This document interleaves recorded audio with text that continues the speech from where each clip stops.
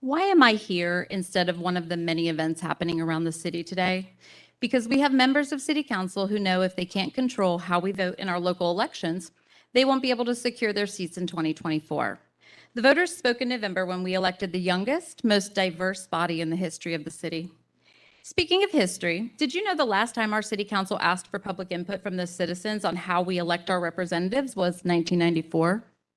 And did you know that the council at that time did not favor getting public input because they were not interested in having a more balanced district system? It was the action of the Council of Civic Organizations to force a referendum by collecting 28,000 signatures. A referendum that would disallow voters to vote for every candidate on the ballot. When I moved here, I always thought it was strange that I could vote for every candidate across the city, and I didn't realize the impact of my vote on marginalized communities.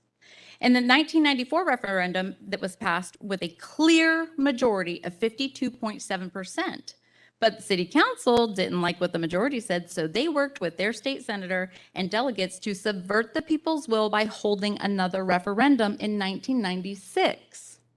They rewrote the 1994 referendum using ambiguous language to confuse the voter. This is how they worded it. Follow along.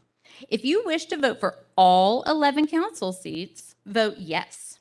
If you prefer to vote only for 5 of the 11 council seats, vote no. As a voter in District 6, I should not have sway or say in any other district. I do not want Bay Colony voters or District 6 voters, my own district, voting on who will represent my daughter living in a neighborhood across town in District 7.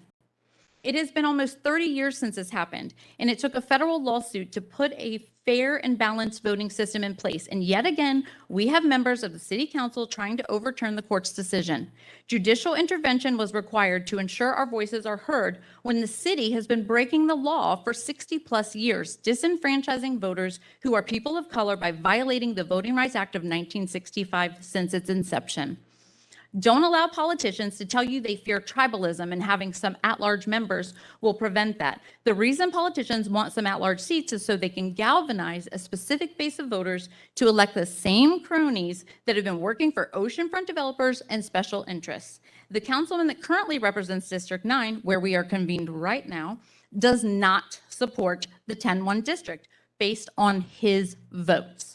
So if you are a strong proponent of 10-1 and you live in District 9, please be sure to let Josh Roman know how you feel. And obviously, I very strongly support the 10-1 system.